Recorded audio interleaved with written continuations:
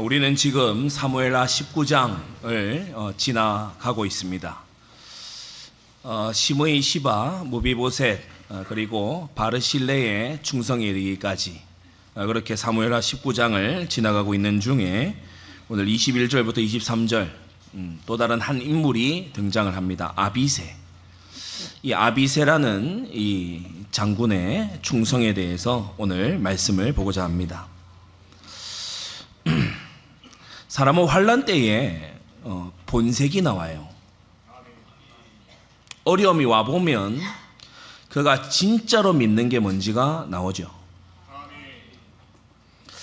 어려움이 오고 갈등이 오고 고민거리가 있고 뭐 사람으로 인해서든지 자기 자신으로 인해서든지 궁지에 몰렸을 때 이때 주로 사람들이 원망을 합니다. 나에게 어려움을 준 사람, 원망부터 하고 봐요. 주로 그렇죠. 죄인의 공통점입니다. 원망합니다. 불평하죠. 이 상황이 이렇게 되면 안 되는데 왜 이렇게 됐을까? 불평하죠. 낙심합니다. 포기하기도 하고 안 되나 보다. 또는 뭐 어쩔 수 없다. 이렇게 낙심하고 사람 찾아다니면서 하소연합니다. 내가 사실은 그게 아닌데 오해를 받았고 뭐 사실 그게 아닌데 내가 어렵고 막 힘들고 막 답답하고 억울하고 막 이렇게 하소연합니다. 깊이 염려하다가 또 궁리해서 이런저런 생각들을 막 해봅니다. 뭐 이도저도 안 되면 도망치기도 하고 그렇게 하는 게 이제 사람이죠. 우리가 이 모든 행동들, 원망에서부터 도망치는 이 모든 행동들에서 하나님을 믿는 게 없잖아요. 우리는 환난이 올수록, 어려움이 올수록 하나님을 믿음으로 나아가야 됩니다. 환난 때에 더욱더 심각해지는 길 세 가지가 있어요. 아래 나오는 시편 50편 14절 15절을 반대로 딱 뒤집으면 심각해지는 길 세 가지가 나와요. 환난이 오고 어려움이 오니까 뭐부터 정리를 해버리냐? 예배부터 정리를 해요. 예배부터 등한히 하는 거예요. 수험생 생활을 한다. 뭐 고3이다. 또는 뭐 어디 회사에 들어가야 된다. 바쁘잖아요. 고시를 한다. 바쁘잖아요. 근데 무슨 시간부터 정리를 해버리냐? 예배 시간부터 빼버려요. 이게 이제 실패로 가는 지름길입니다. 예배는 우리 인생의 목적입니다. 예배는요, 전능자와 만나는 시간입니다. 예배는요, 나를 지으신 창조의 하나님과 만나는 시간이에요. 말씀의 능력이 많은 시간이에요. 예배 승리하면요, 모든 승리가 따라오게 돼 있어요. 점점 더 꼬이고 헷갈리고 안 보이게 되는 게요.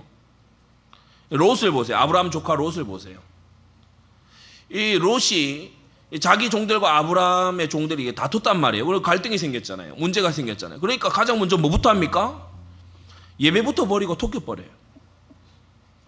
자기 눈에 보기에 좋은 소돔 땅, 에덴 동산 같은 그 땅으로요, 딱 선택해서 가는데 그 땅은 뭡니까?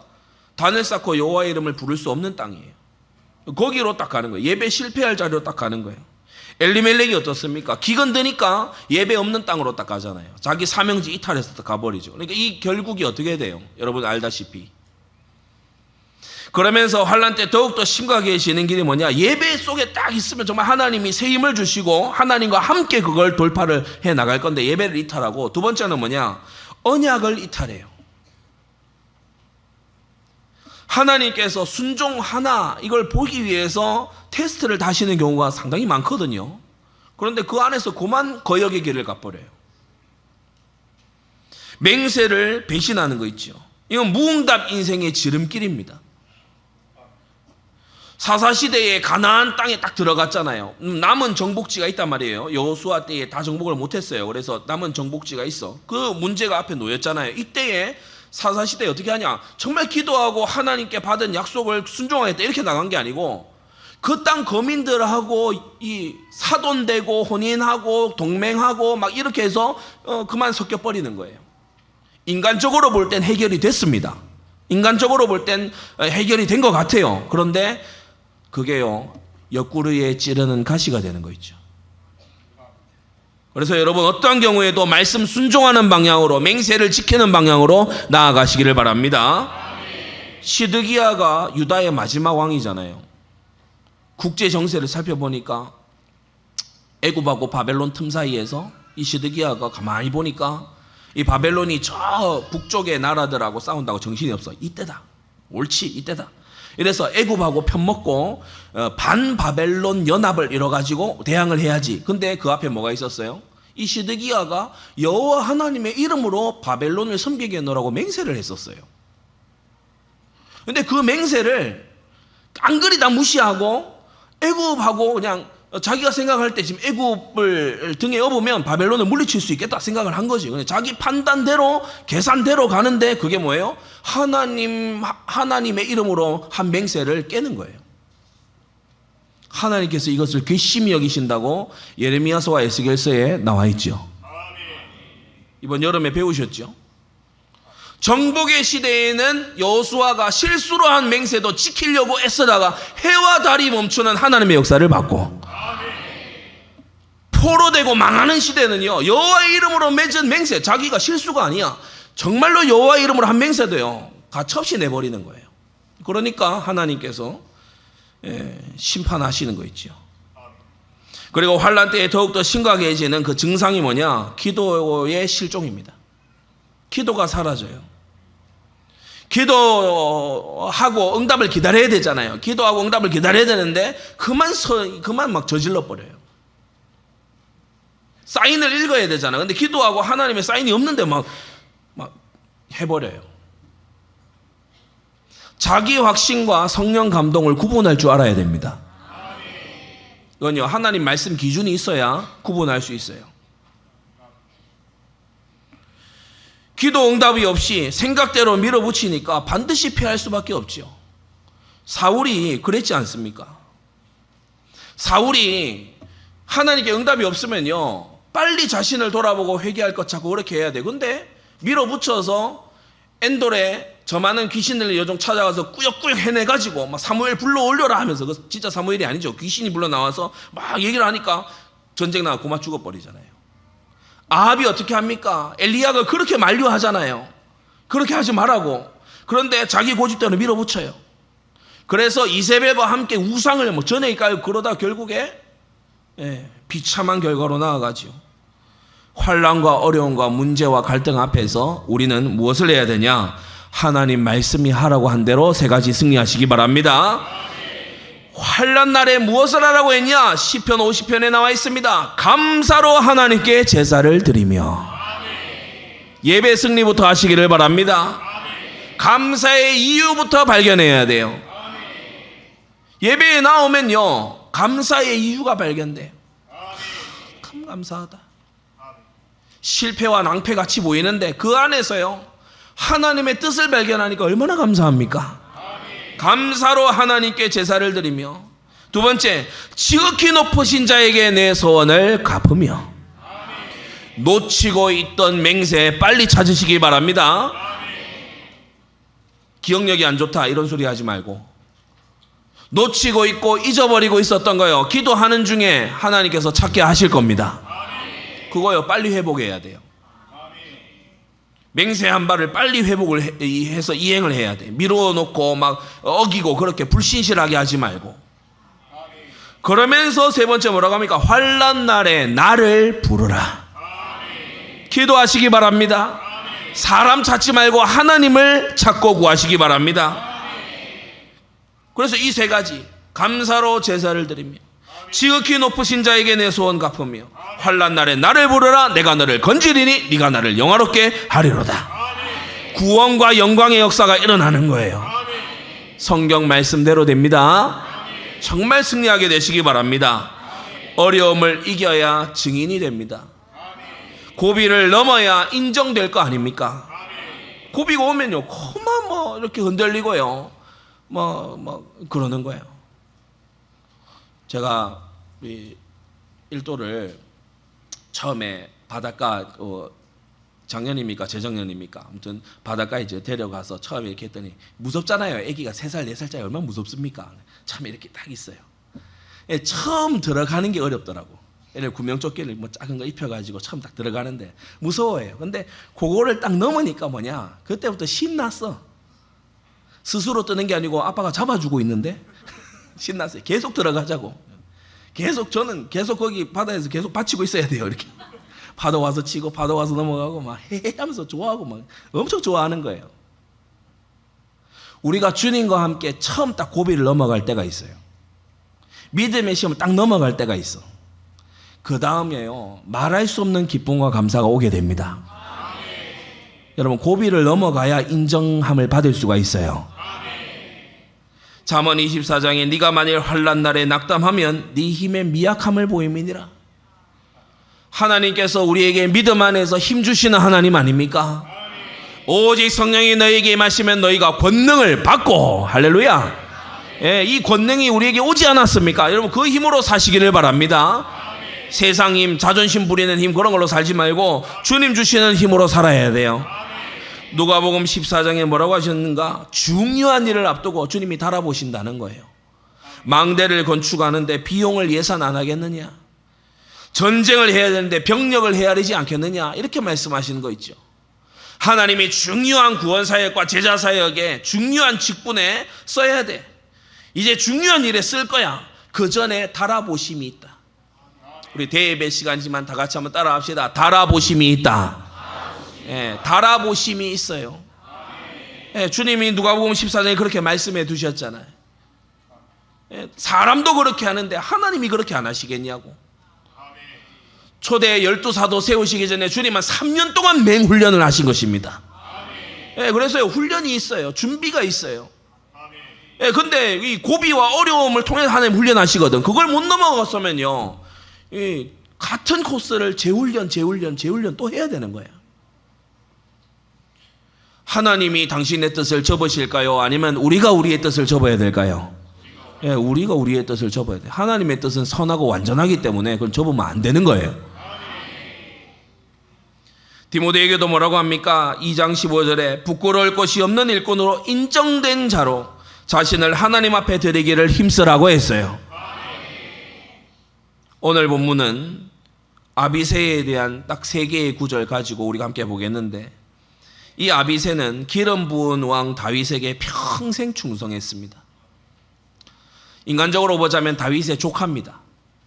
다윗의 조카인데 이 아비새가, 형은 요압이고 동생은 아사엘, 이 3형제가 있었는데 이 아비새가 둘째예요. 근데 이 아비새가 평생 충성해요. 3가지로 은혜 받고자 합니다. 첫째, 이 아비새의 충성은 지체 없는 충성이었다. 충성은요, 밀어놓고 언젠가 하겠지 그렇게 하는 건 충성 아닙니다. 지체 없이 충성하시기 바랍니다.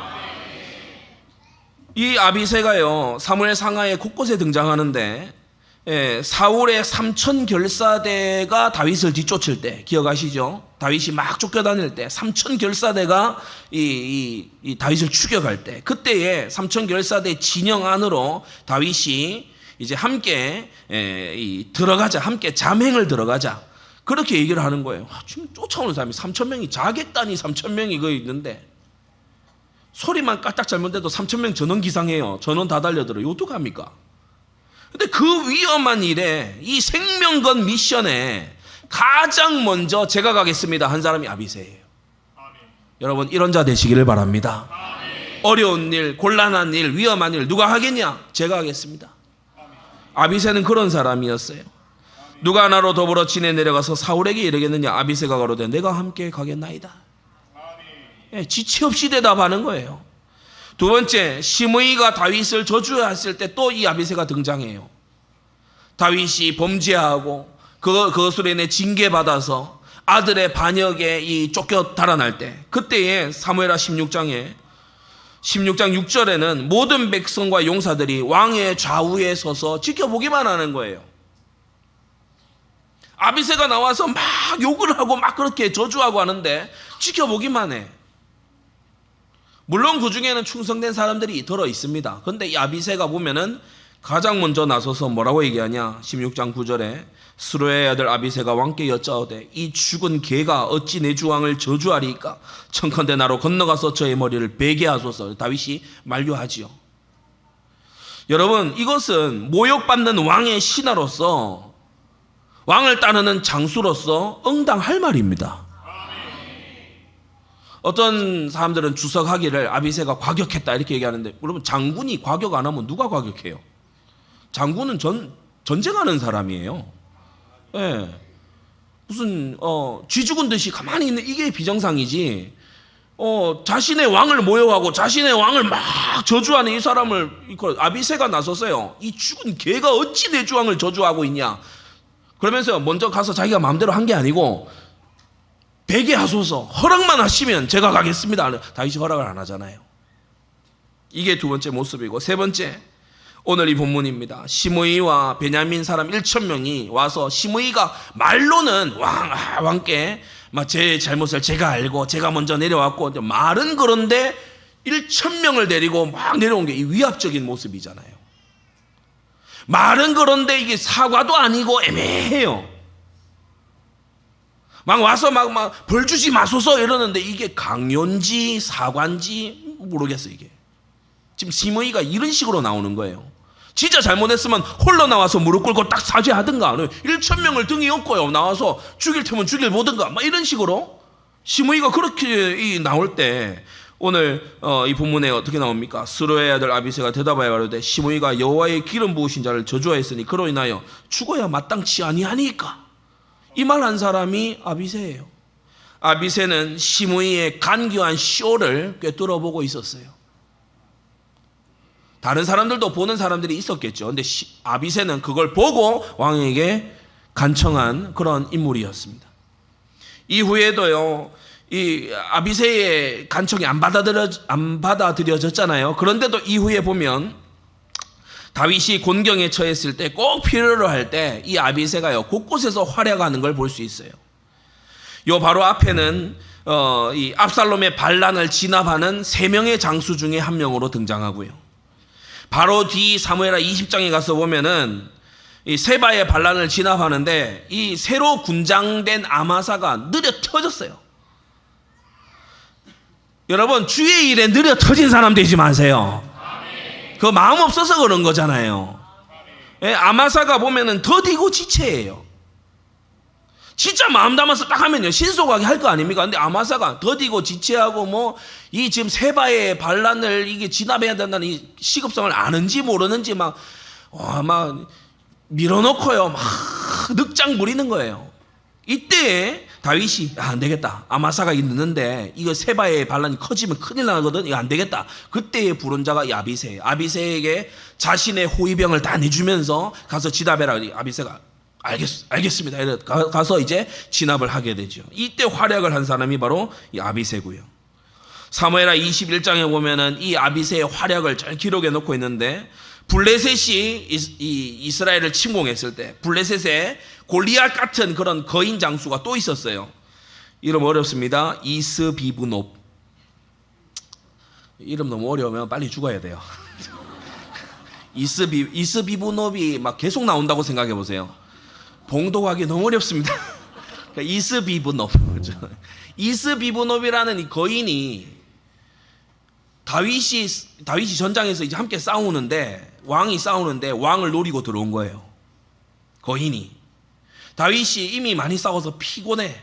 지쳐 있어. 그때에 이 거인 이스비브노브이 이제 막 이렇게 덮쳐오는데, 이때에 달려들었어요. 이스비브노브를 쳐 죽이고 왕을 구한 사람이 바로 아비새 장군입니다. 그러니까 왕이 명령하는 것에 신속하고, 왕이 명령하는 것은 가서 하고, 그리고요 왕을 위하는 마음이 특출나고, 왕의 필요가 보인다 즉시 나서고, 왕이 위험에 처했다 바로 몸을 던지는 이 사람이 아비새예요.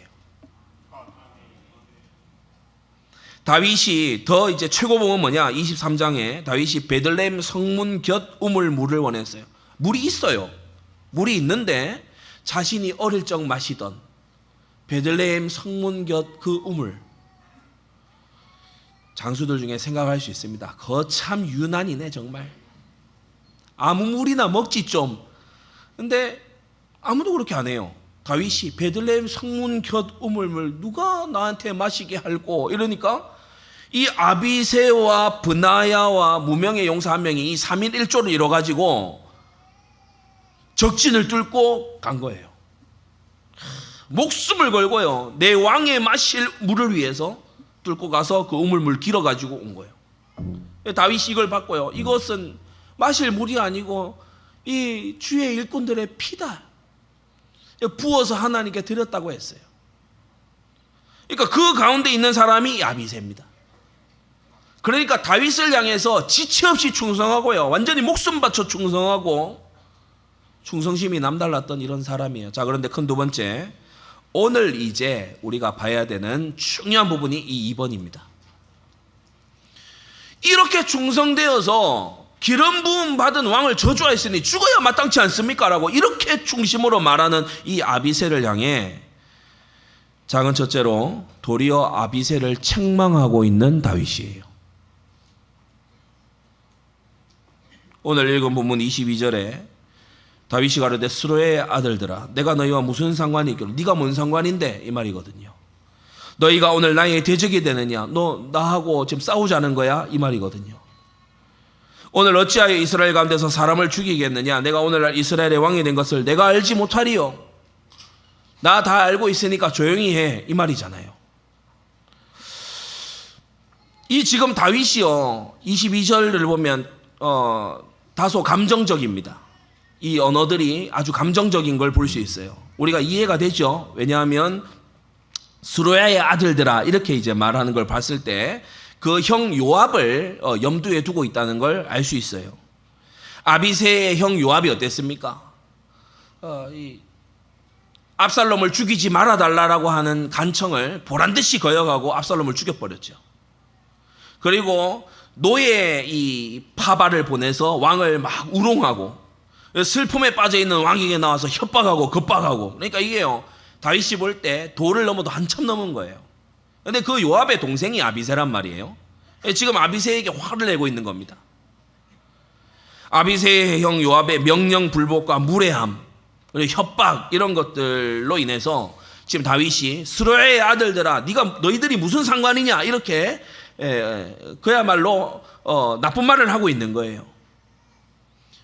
그러면서 다윗은 처형하자, 이 시므이를 처형해야 이 기강이 섭니다. 이렇게 저주하는 자를 놔둬서 기강이 서겠습니까? 라는 취지의 말을 시므이에게 너 안 죽일 거다, 내가 맹세한다, 이렇게요, 정반대로 딱 해버려요.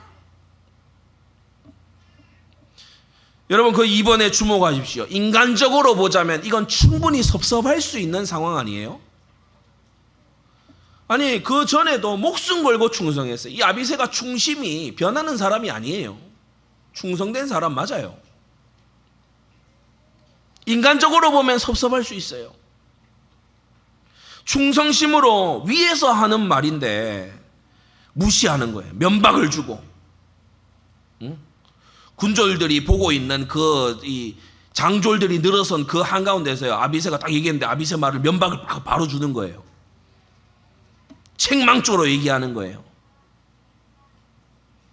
죽어야 마땅치 아니하니까 라고 얘기했는데 바로 아비새 말 듣자마자 시므이에게 뭐라고 하냐, 네가 죽지 아니하리라, 이렇게 얘기를 건의를 한 것에 정반대를 딱 해버리는 거예요. 제안을 대놓고 묵살하는 거죠. 반대로 결정하고.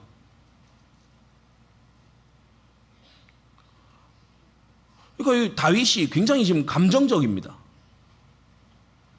사무엘상 26장 9절에 누구든지 손을 들어 여호와의 기름 부음을 받은 자를 치면 죄가 없겠느냐, 이 말 누가 했냐? 다윗이 했어요. 누구에게냐? 아비새한테 한 말이에요.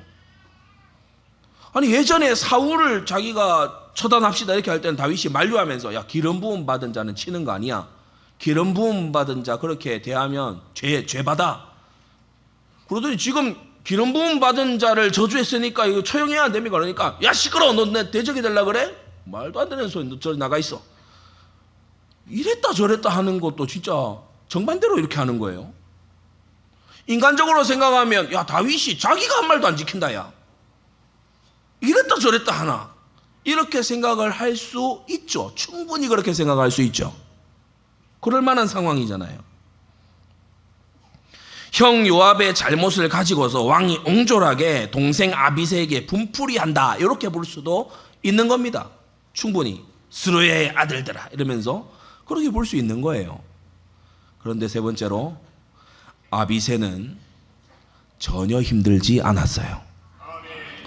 자아가 없는 충성자들 되시기를 바랍니다. 자아가 없는 충성자는요, 끝까지 쓰임받아요. 아비새는 전혀 힘들지 않았어요. 왕의 결정에요. 자기 고집을 막 가지고 절대 그러지 않아요. 그 형 요압은 달랐잖아요. 이렇게 해라 그래도 그거 안 하고 오죠.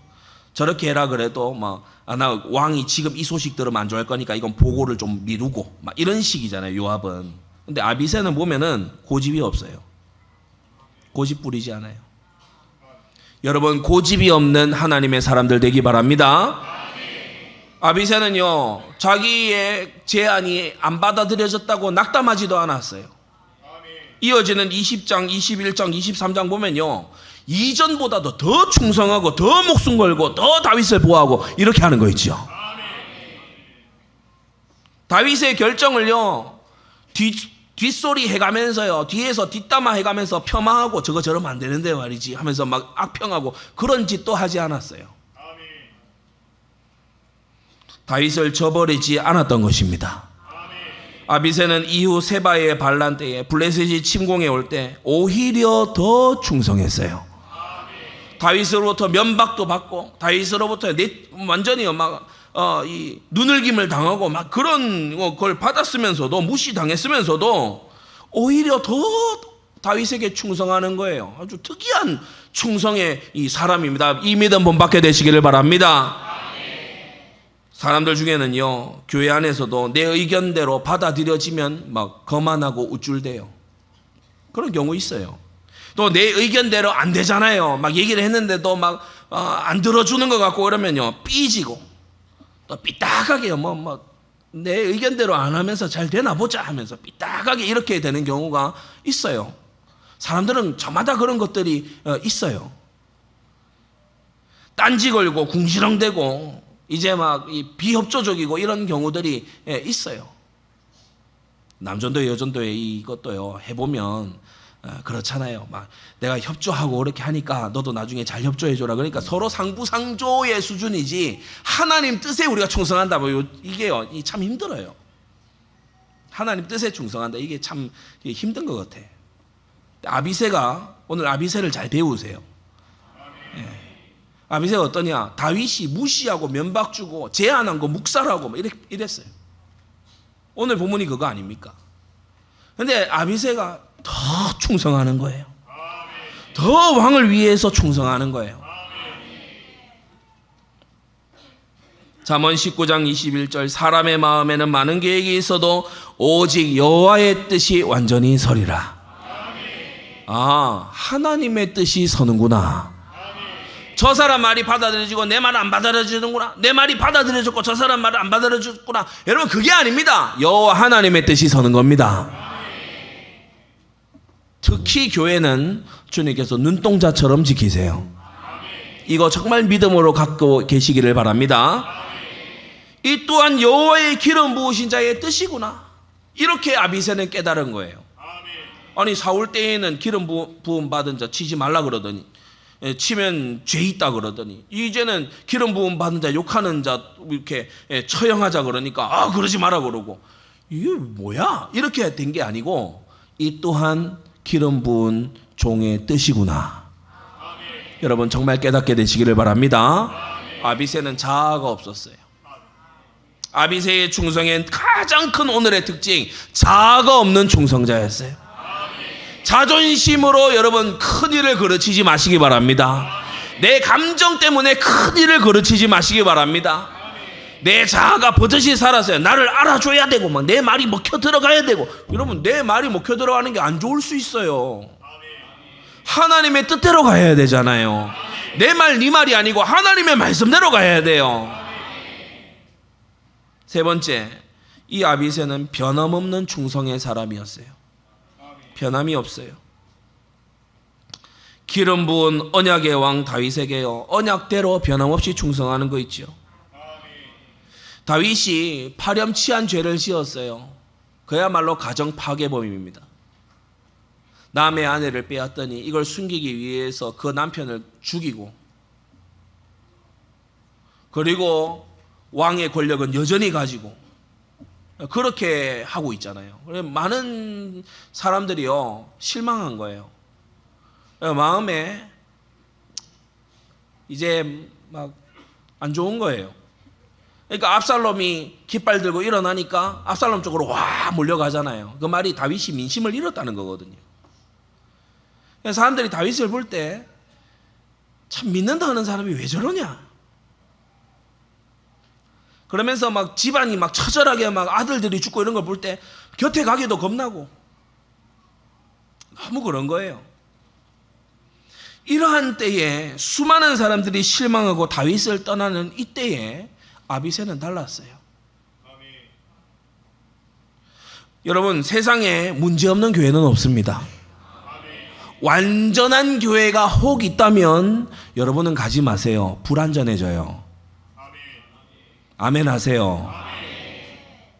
완전한 교회가 어디 있다 그러면 나는 가면 안 돼. 거기 내가 가면요 문제 많아져요. 무슨 말인지 알아들어야 되는데. 여러분, 세상에 문제없는 교회는 없거든요. 문제를 바라보지 말고 언약을 바라봐야 돼요. 문제를 사람을 바라보지 말고 언약의 하나님을 바라보셔야 돼요. 여러분, 징계받는 사람을 보고요 심의 같은 자는 와서 저주합니다. 그런데 같은 비슷한 징계받는 엘리멜렉을 보고 룻은 회심하는 거예요. 그러니까 하나님이 은혜 주시면요 같은 거 보는데 해석이 달라. 같은 거 보는데 완전히 해석이 달라지게 되시기 바랍니다. 이러니까 기도해야 되겠구나. 이러니까 내가 더 충성해야 되겠구나. 이러니까 복음이 필요하구나. 이러니까 순종을 해야 되겠구나. 이런 심각한 문제가 있으니까 우리가 진짜 기도할 때구나. 제대로 깨닫게 되시기를 바랍니다. 아비새는요 마땅히 자기가 할 생각만 했어요. 이게 중요합니다. 마땅히 할 생각 그 이상을 하지 않는 은혜가 있게 되기를 바랍니다. 사람이요 하나님께 복받을 생각을 해야 돼요. 하나님께서 기뻐하실 생각 그걸 해야 된다고. 아무 생각이나 막 하면요 그거 이상하게 돼버려요. 마땅히 품어야 될 마음을 아비새는 가진 거예요. 장군으로서 신하로서 기름 부은 왕을 보필하는 장군으로서 난 뭘 해야 되냐. 자기 직분에 딱 충성하는 거예요. 다윗이 내 말을 안 들어주고 말이지 모든 사람 보는 앞에서 나를 면박을 주고 막 내가 도저히 못 살겠고 막 내가 막 여기 막 다윗 진영이 있다가는 내가 장래가 없고 막 내가 설 자리도 없고 막 내가 힘들어서 막 내가 지금 다윗이 나를 보는 눈만 바라봐도 난 너무 막 스트레스고 막 힘들어. 난 못하게 때려쳐야 되겠다.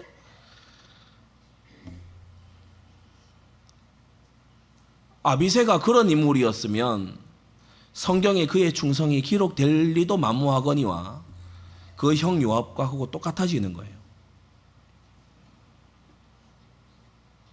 두 번째, 이 아비새의 충성이 빛나는 또 하나의 이유는 친형인 요압의 반역에도 동조하지 않았다는 겁니다. 혈연 중심을 뛰어넘으시기 바랍니다. 너는 너의 본토 친척 아비 집을 떠나 내가 네게 지시할 땅으로 가라. 아비새는요 자기 친형이잖아요. 요압이 군대 장관입니다. 이스라엘 2인자입니다. 요압이 뭘 하겠다라고 하면요 아비새가 두 팔 걷어붙이고 도와주면요 요압이 되게 돼 있어요.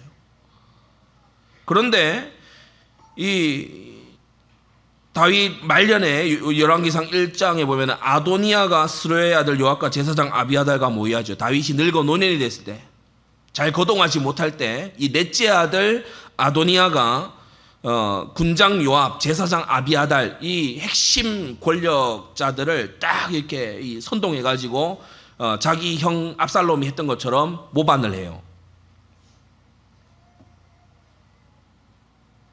이 요압을 보면 계속 마음이 변심합니다. 그야말로 메뚜기 인생이에요. 다윗에게 충성하다가요 우리아를 막 죽이는 계략을 보고요 마음에 실망했어요. 그래서 어떻게 하냐, 압살롬에게 또 기대를 걸어요. 압살롬을 예루살렘에 대비시킨 사람이 요압이거든요. 그러다가 이 압살롬도 보니까 막 자기 밭 불태우고 하니까 또 이 압살롬한테도 실망했어요. 보기보다 과격하네. 실망했어요. 나중에 압살롬 죽일 기회가 오니까 뭐 지체 없이 죽이잖아요. 다윗에게 충성하다가 다윗에게 실망하고, 압살롬에게 충성하다가 압살롬에게 또 실망하고, 아도니아하고 이제 또 반역하는 거예요. 이 뭐 하는 인생입니까 이게? 정함이 없어요. 다윗 했다가 압살롬 했다가 아도니아 했다가 정함이 없는 거예요. 자기 친형이 그렇게 살았다니까. 아비새의 자기 친형이 그렇게 살았어요. 대다수의 사람이 혈육 중심입니다. 여러분, 추석을 맞이해서 혈육 중심 뛰어넘게 되기 바랍니다. 아무리 혈육이어도 하나님의 뜻대로 가야 돼요. 하나님의 뜻과 어긋나도 가족이면 무조건 함께 해야 되냐? 그거 아닙니다. 전혀 그렇지 않습니다. 하나님의 뜻대로, 나라도 하나님의 뜻대로 가는 것이 축복의 통로를 열어놓는 길이에요. 아비새는 혈육 중심이 아니었어요. 언약 중심이었어요. 이러한 축복이 여러분 모두에게 있게 되기를 바랍니다. 친형이 다윗과 이래 돼가지고 있으면 동생도 그럴 법하잖아요. 근데 아비새 전혀 안 그래요. 성경 잘 봐야 됩니다. 요압이 다윗하고 이렇게 돼 있어요. 근데 그 동생 아비새는 뭐냐? 다윗을 살리기 위해서요, 거인의 칼날 앞으로 뛰어들어요. 이게 아비새입니다. 요압은요 막 잽니다. 계산하고 잽니다. 이 아비새는요 계산 없이 막 하는 거예요. 오늘 진짜 이 아비새의 아주 이 자기를 뛰어넘은 이런 충성, 여러분 우리가 갖춰야 되고 기도 제목인 줄로 믿습니다. 아무리 친형이고 전장을 함께 누빈 전우라 하더라도 아닌 건 아닌 거예요. 우리 하나님 앞에 가서 섭니다. 각자 자기 자신이 다 하나님 앞에 가서 서게 돼요. 어떤 중심으로 하나님을 어떻게 섬겼는지 그거요 하나님이 마지막 날에 물어보세요. 각자가 다 하나님 앞에서 충성하시기를 바랍니다. 아비새는 역대상 2장에 보면 형보다 뛰어난 아우로 앞에 나와서 기록이 딱 돼요. 역대상 2장 16절에 스루야의 아들은 아비셋과 요압과 아사엘 삼형제요. 이렇게 딱 기록돼요. 요압이 형이거든요. 근데 아비새가 형 앞으로 나와서 딱 기록돼요. 성경은 이런 거 굉장히 중요하게, 순서를 굉장히 중요하게 여깁니다. 사무엘 상하에서는 요압, 아비새, 아사엘 이렇게 기록되지만 나중에 역대기에 가서, 역대기는 제사장 겸 학사 에스라가 창조 때부터, 역대 상하는 창조 때부터 이스라엘 포로 회복 때까지를 역사를 다시 한번 모세처럼 정리를 한 그런 성경이죠. 역대 상하. 근데 이 역대기에 이렇게 기록되어 있어요. 아비새와 요압과 아사엘, 이들이 삼형제다. 결론입니다. 우리의 충성이 지체 없는 충성이라야 됩니다. 꼭 필요로 할 때, 화급하게 분초를 다툴 때, 이때에 아비새는 제가 여기 있습니다. 제가 가겠습니다. 우리의 충성이 자아 없는 충성이라야 될 줄로 믿습니다. 내 자존심과 명예를 섬기는 게 아니라 정말 그 충성의 대상을 섬기는 거라면 우리는 자아가 없어야 돼요. 그리고 변함없는 충성이라 해야 됩니다. 충성은 미루면 못합니다. 지금 못하면 나중도 못해요. 자아가 드세면 충성은 힘듭니다. 충성하기 위해 십자가에 내가 못 박혔다는 것을 아시기를 바랍니다. 언약 중심이 안 되면 충성이 어렵습니다. 마음을 언약으로 단단히 묶어 매시기를 주 예수님의 이름으로 축원합니다. 기도하겠습니다. 거룩하신 아버지 하나님, 오늘 우리가 아비새의 충성을 함께 보았습니다.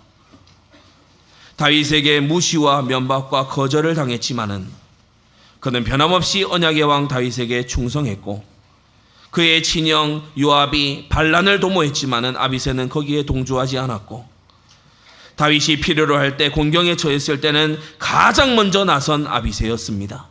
우리 사랑하는 성도들, 구주 예수 그리스도를 섬김과 주께서 세우신 종을 섬김에 아비새와 같은 충성자들 되게 하여 주시옵소서. 우리 주 예수 그리스도의 이름으로 기도드리옵나이다. 아멘.